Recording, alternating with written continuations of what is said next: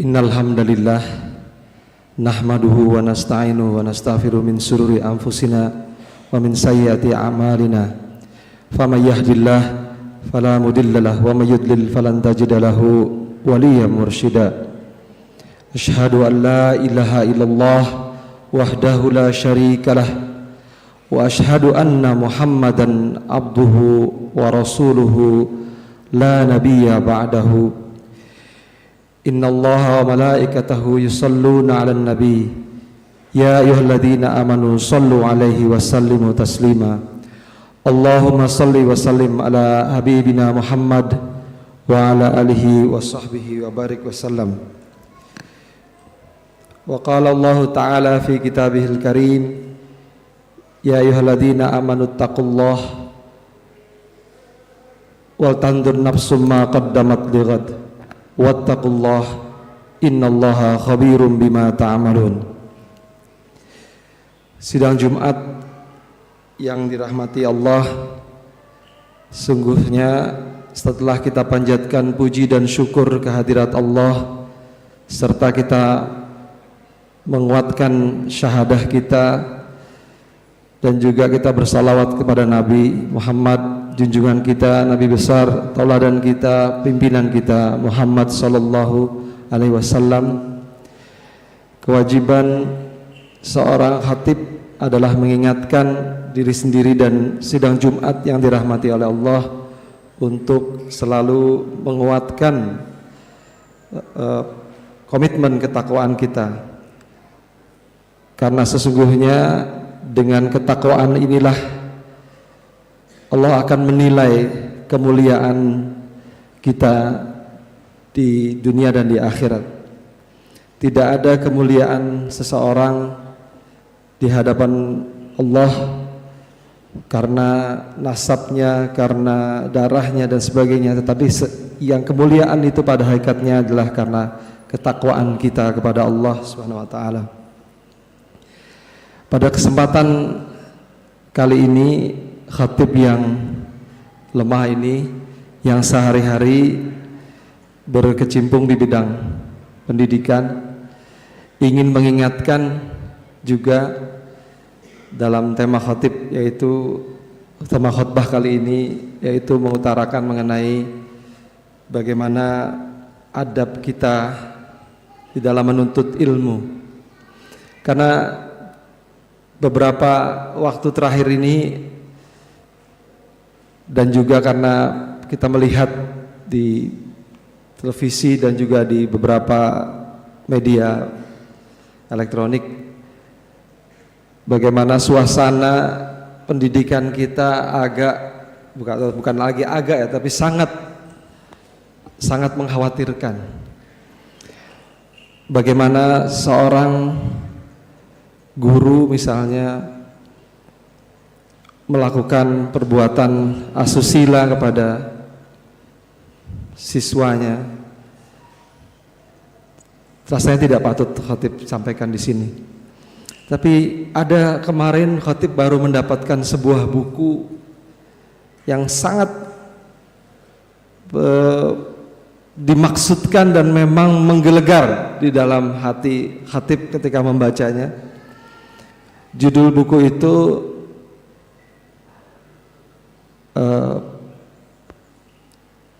Darurat Pendidikan Indonesia.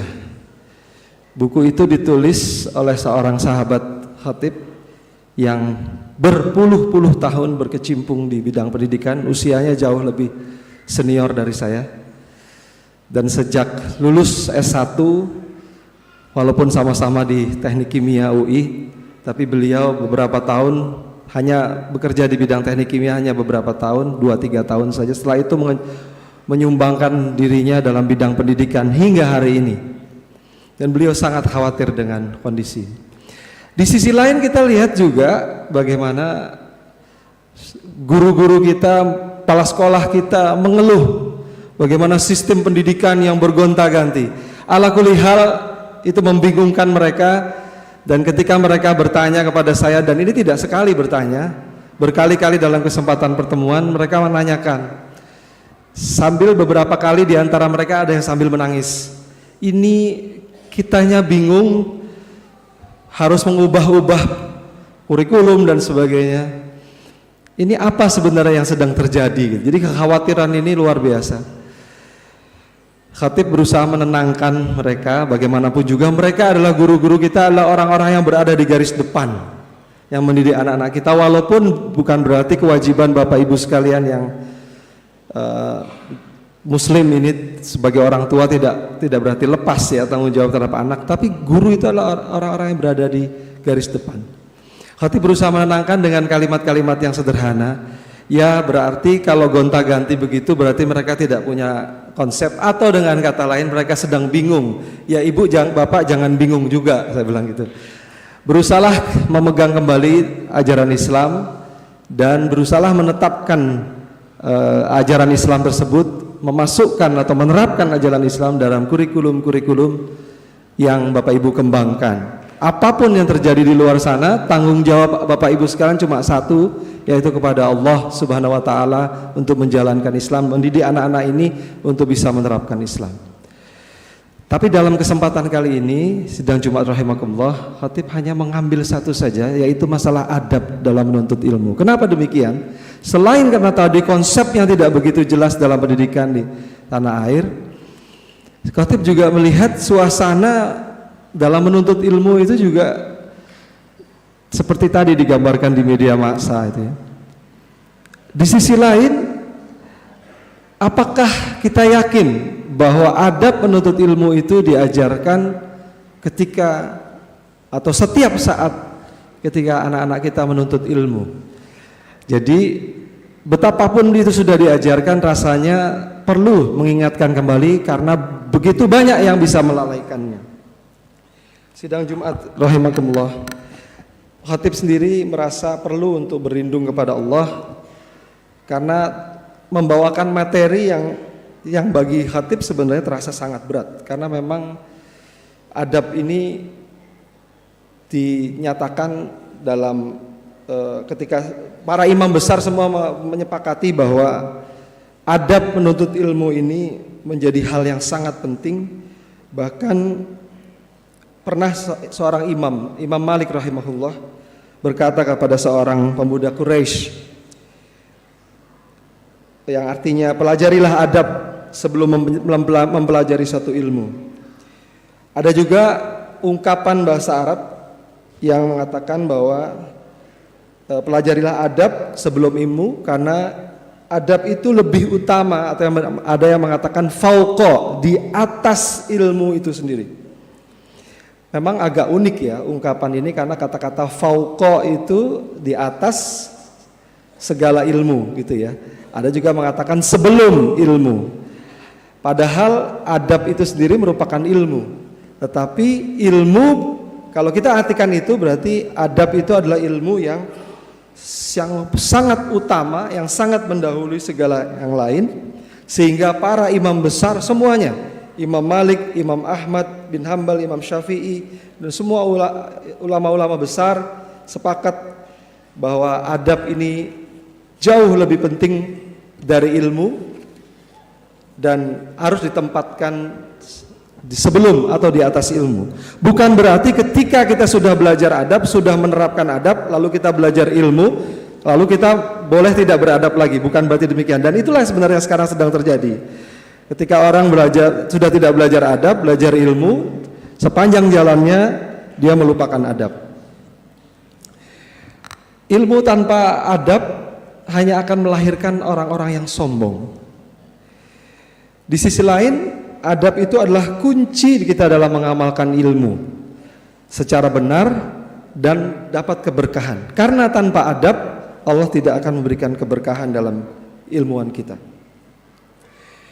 Dalam konteks Islam, adab ini merujuk pada bisa saja tata krama, etika, akhlak dan sebagainya, mencerminkan perilaku dan sikap yang baik. Dan sesuai dengan ajaran Islam. Artinya apa? Adab itu bukan lahir dari sesuatu yang kosong. Adab itu bukan lahir dari angan-angan, adab itu bukan lahir dari imajinasi, tapi adab itu bukan lahir dari tradisi dan bukan lahir dari ketidaksadaran. Adab itu lahir seperti mata air yang lahir dari ajaran Quran dan sunnah Rasulullah Sallallahu Alaihi Wasallam. Konsep adab sebelum ilmu ini bersumber dari pemahaman kedua pegangan umat Islam yang kalau kita pegang tidak akan pernah kita tersesat. Dan dalam kesempatan khutbah yang singkat ini, khatib ingin menyampaikan beberapa hal saja yang terkait dengan adab penuntut ilmu. Ada begitu banyak adab penuntut ilmu. Sidang Jumat rahimakumullah. Al-Quran Al-Karim mengajarkan adab kepada mereka yang mencari ilmu dan mereka yang mengajarkan ilmu. Ada beberapa hal. Pertama adalah keikhlasan. Dalam Al-Baqarah, "Dzalikal kitab la raiba fihi hudal lil muttaqin." Jadi jelas, dzalikal kitab la raiba fihi. Inilah kitab yang tidak ada keraguan di dalamnya. Kita tahu betul bahwa begitu banyak ilmu pengetahuan di dalam Al-Quran selain ilmu-ilmu tidak hanya ilmu alam ya, tapi juga ilmu sosial dan sebagainya, ilmu tentang manusia, psikologi, ilmu tentang hati, ilmu tentang berbisnis, ilmu tentang berniaga, ilmu tentang politik dan sebagainya. Semuanya jelas. Ilmu ini diturunkan dari langit, ilmu Allah. Ayat-ayat yang dari Allah ini, dzalikal kitab la raiba fi, tidak ada keraguan di dalamnya, hudal lil muttaqin. Dia hanya akan bisa jadi petunjuk bagi orang-orang yang bertakwa kepada Allah.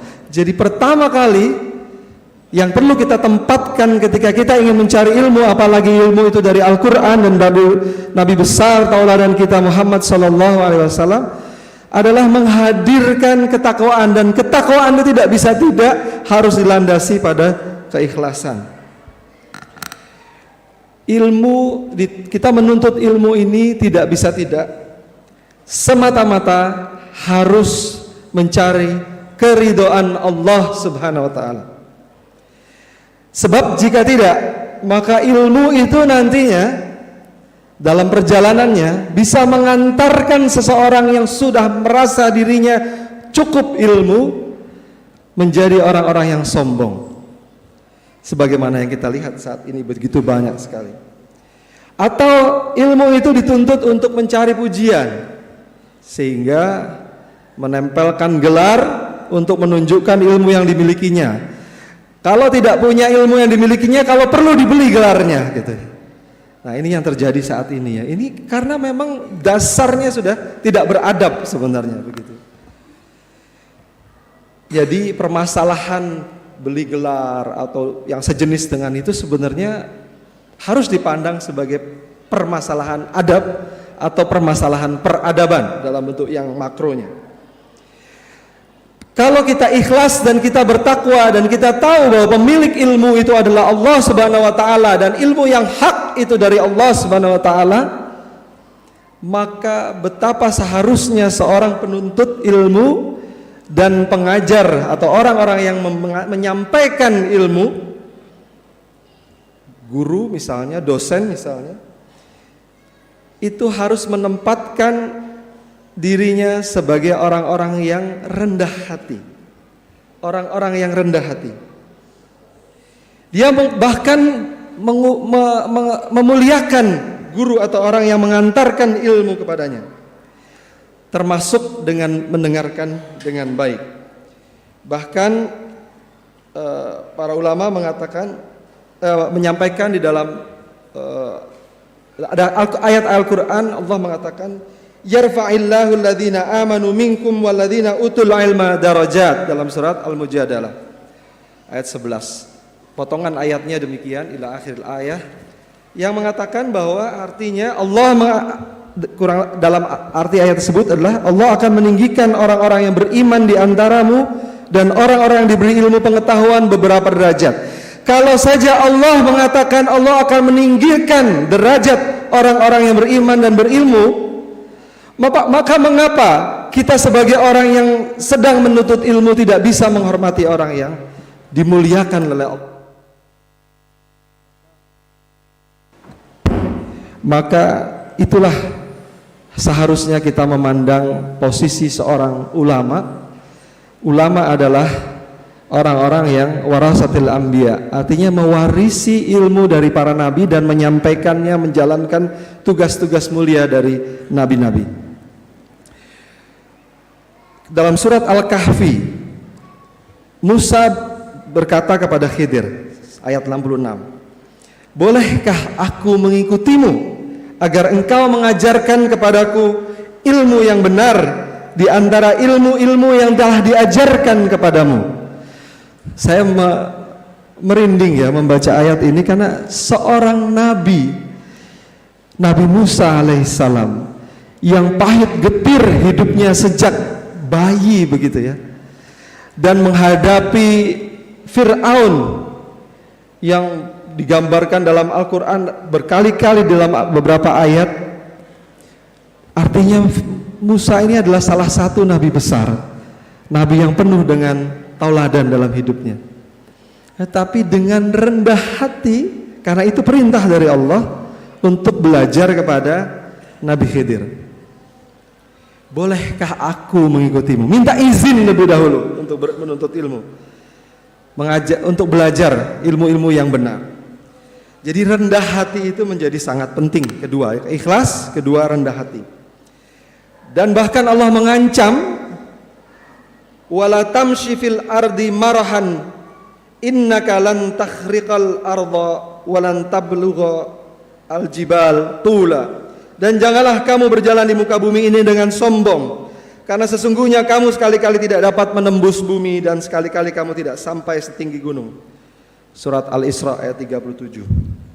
Berikutnya yang ketiga, setelah kita berusahakan segala keikhlasan, kita tunduk kepada Allah dengan penuh ketakwaan, kita juga rendah hati terhadap orang-orang yang memberikan ilmu kepada kita, baik jelas titelnya sebagai guru, dosen, ataupun dalam suasana sehari-hari kita menganggap orang yang memberi kita ilmu, orang tua kita, kakak kita, atau barangkali orang sederajat dengan kita, orang bahkan mungkin dari anak kecil sekalipun, kalau saat dia sedang menyampaikan sesuatu yang bisa memberikan ilmu, maka kita bersikap rendah hati, dan rendah hati pada hakikatnya pada saat kapanpun juga.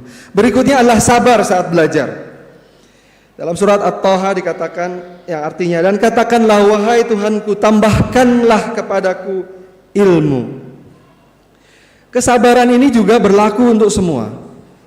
Artinya kepada pendidik sekalipun itu harus sabar. Kenapa? Karena kalau pendidik tidak menunjukkan sikap sabar kepada anak-anak peserta didiknya, maka bagaimana mungkin anak didik itu belajar ke suatu kesabaran?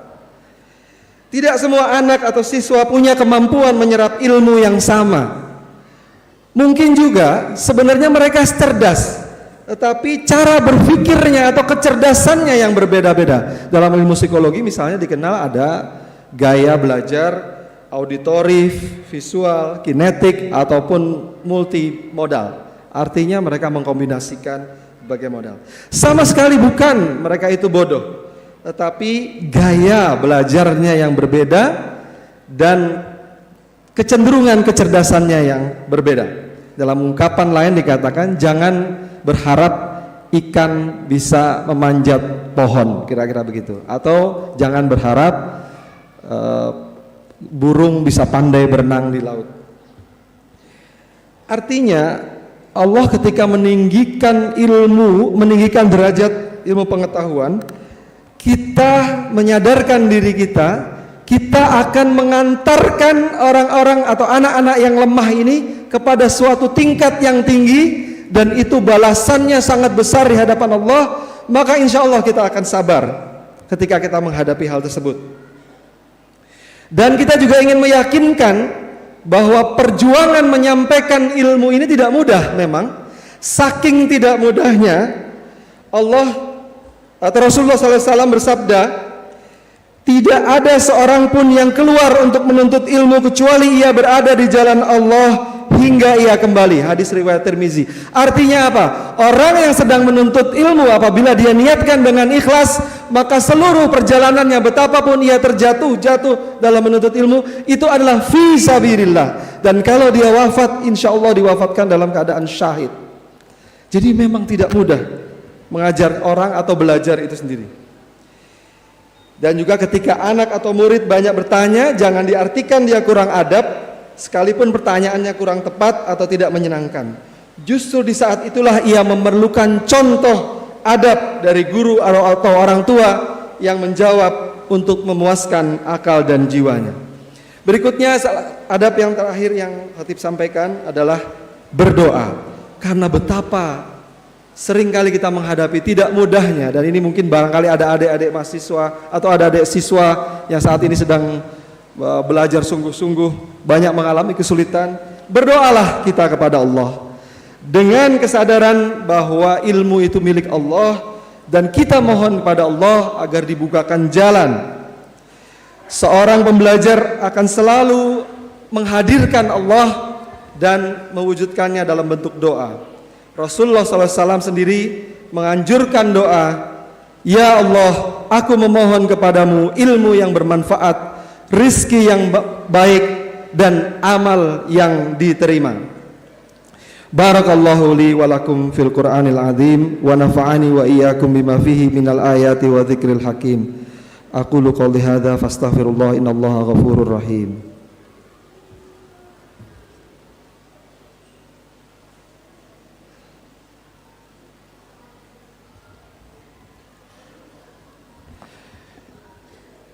Alhamdulillahirabbil alamin.